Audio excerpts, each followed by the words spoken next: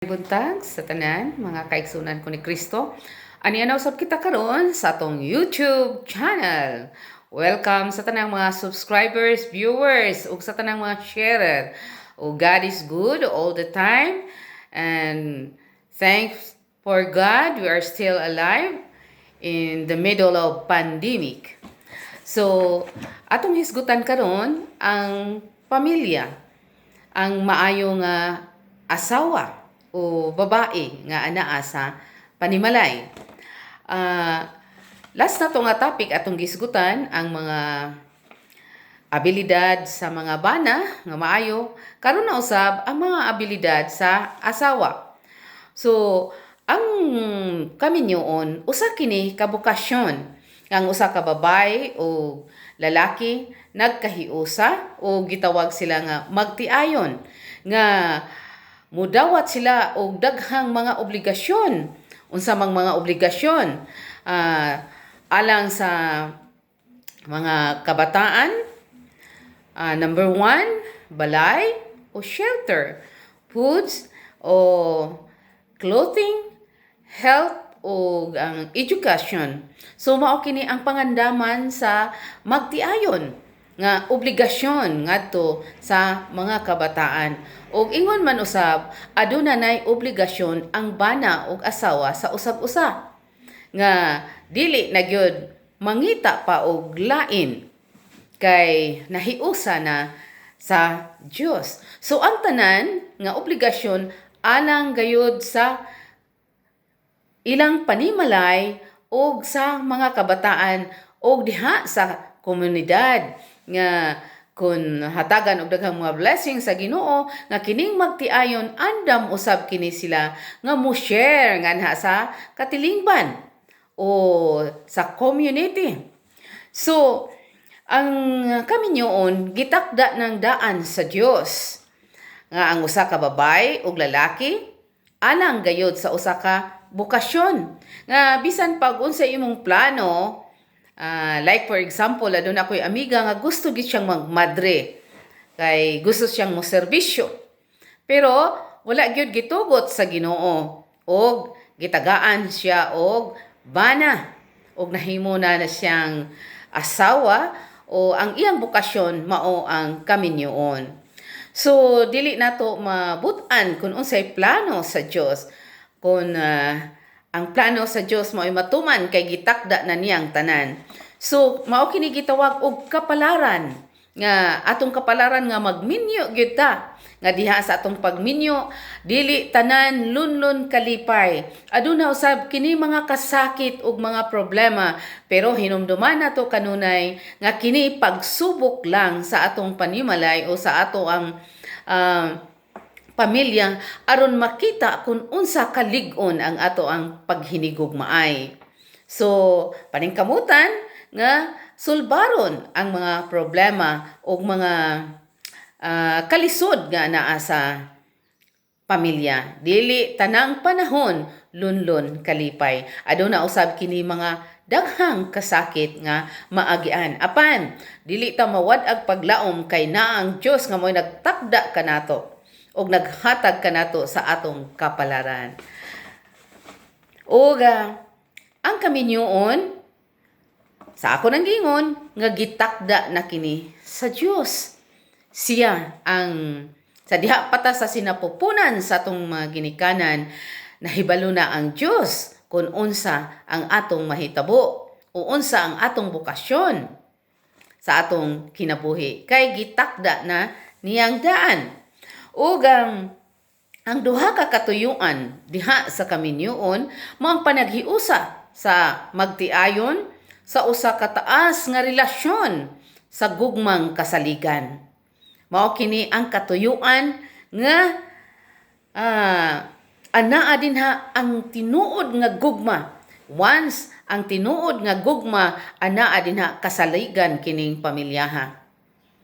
Pero dili na to malilong karon sa panahon karon nga daghan usab nga nagka-bulag or broken family o dili pod usab kita mo husga niini kun dili kapalaran usab nila nga diha lang gyud kutob. So daghang pagsulay nga moabot sa tong kinabuhi aron pagtis nato kung unsa gyud kalalom ang atong paghigugma hangtod sa kahangturan ngadto sa atong partner sa kinabuhi nga gihatag sa Dios. Bisan pa man sa daghang mga problema. Aduna ko'y usa ka amiga nga problematic kay siya siyang bana. Pero hinumduman nato kanunay nga si Santa Monica or si Santa Rita. Kini maong mga santa nga nagantos pag-ayo sa mga bana. Like for example ni Santa Rita, nga iyang bana palahubog na atanan. Pero wala wad-i sa paglaom si Santa Rita. Kung dili mikupot siya sa Dios, sumao niya atong buhaton bilang maayo nga asawa, bilang maayo nga babae, dili nato biyaan ang atong bana, atong unungan sa panahon nga anaa sila sa kahuyangan. Ug ato silang ibalik ngadto sa Dios. Mao kini ang purpose sa pamilya. Sunod, ang pamilya mao kini ang paglalang. Unsa man, co-creator nga gigamit sa Dios nga maka-create ta og children, mga anak. So dinha sa kaminyoon ang labing maayo nga naa mga anak. Og mauusab kini ang pagdala sa mga kabataan sa Kristohanong kinabuhi. Mao kini ang atong dakong obligasyon. Co-creator ta. Gihimo ta sa Dios aron mahimo usab kitang co-creator sa mga kabataan. Ug kining mga kabataan aduna kitay tulubagon ngadto sa Dios nga ato siyang tudluan sa maayong Kristohanong kinabuhi aron modako kining bataa nga maayo usab. So, mao kini ang duha ka dagkong purpose sa kaminyoon aron mosanay ang katawhan sa kalibutan. Diba, maingon ang Ginoo, lakaw kamo og pagsanay. Sumao kini ang tinuod nga bukasyon sa pagsanay sa mga kabataan. Sunod, ang mga kalidad sa maayong asawa. Siya matinuuron. Matinud-anon siya diha sa iyahang pagkaasawa. Ug dili gani ni ingon nga mangayo og pasaylo tungod kay nakahimo siya og daotan, tungod kay matinud-anon siya sa iyang tibuok nga kinabuhi, sa iyang kasing-kasing ug sa iyang hunahuna nga anaa ra gyud sa pamilya. So pagkanindot paminawon kung makabaton kita og asawa nga matinuoron ug malungtaron ug siya mabangis. Unsa man nga pagkamabangis, maldita? Mabangis siya, madasigon siya, mabangis sa pagkamadasigon diha sa pamilya. Nga bisan unsa pang mga problema nga naa sa pamilya, siya andam nga mudasig sa matag usa-usa. O magdasig usab kini siya sa iyang bana o ka-partner o kapikas sa kinabuhi. Nga kun adunay mga kasakit ang bana, siya ang mutabang ug mudasig niini. Og maunongon kini ang usa-usab kahiyas sa usa ka asawa nga maunongon bisan pa man anaa sa kalisod, dili gyud siya mobiya sa kasakit ug kalipay. Bisan pa man sa wala sila finansya, kaya niya maunongon siya. So nahitabo usab kini sa usa nako ka amiga nga maunongon siya. Bisan pa man wala na sila'y bugas, bisan pa man wala na sila'y kwarta, pero nagpabilin siya sa iyang pagkaasawa. Nangita siya og pamaagi nga makakita og kwarta sa maayong pamaagi. Mao kana ang usa ka hiyas sa usa ka asawa. Og mobarog siya sa kamatuoran. Barugan niya. Ug mutabang sab siya sa diha sa pamilya nga walay tingog. Once dili mo tingog ang bana, siya ang mobarog. Once dili mo tingog ang mga anak, siya ang mobarog sa kamatuoran. Ug ingon man usab, magpabilin siya nga positibo. Dili positibo sa COVID, ha? Positibo siya nga gani makabayaw sa mga tao diha kaniya. Nga malipay ang tao niya. Nga naman positive siya, dili siya negatibo. Nga kun bisan anaa sa kalisod, andam siya ug iyang gihunahuna nga moabot gyud ang panahon nga hatagan sa Dios og panahon nga maayo ang iyang pamilya. Ingon man usab, aduna siya responsibilidad sa iyang kaugalingong lihok. Responsible siya sa unsa man nga mga anaa diha sa ilang panimalay. Pagkanindot kung kita makakaplag kitag mga asawa nga ingon niini, wala nay magmakulang pa kanato.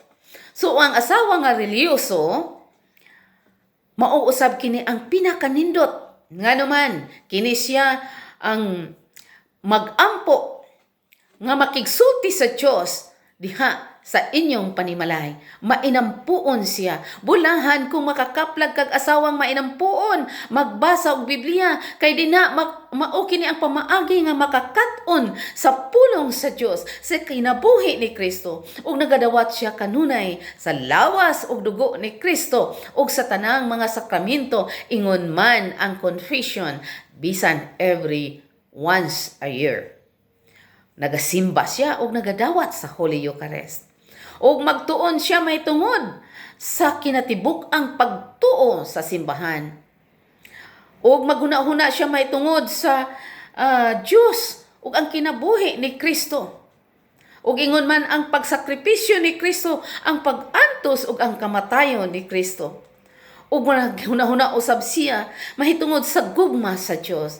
Kung makakaplag kag asawa nga ingon niini, o babae nga ingon niini, bulahan ka sa tanang bulahan, partner, kay aduna kay asawa nga maduol o duol ngadto sa Dios, nga maoy mo atubang mo asdang sa mga problema, kay anaa ang Dios nagauban kanunay. So dinha nato makita kung ang pamilya anaa, kung ang asawa, bisan pa ang bana, wala pa. Muuna ang asawa kay kita ang kahayag sa Dios. Kita ang kahayag sa atong panimalay. Ug atong paningkamutan nga ang atong pamilya, ang atong bana, ang atong mga anak, atong madala ngadto sa Dios. Pinaagi sa atong mga pag-ampo ug pakig-istorya ngadto sa Dios. Aron ang Dios wala gyoy dili paminawon sa Ginoo ang atong mga pag-ampo. Mo na mga kaigsunan ko ni Kristo, nga kun diha sa kaminyoon, anaa ang Diyos, walay makabungkag niini. O wala usay bisan unsa nga problema nga dili malutas. So musalig ta og mulaom sa Diyos. So mga kaigsunan ko ni Kristo, sa atong kaminyoon, mangandam kita, pinaagi sa pag-ampo sa Dios aron dili gayud kini maguba. Ug mobasa kita sa Salmo 91, anaa dinha nga walay makatatsa sa tibuok nimong pamilya. Bisan unsa pa mo kalagyo, kay ang Dios anaa. Kung mahitabo man nga makasala, pero ma-resolba lang gihapon ang tanan.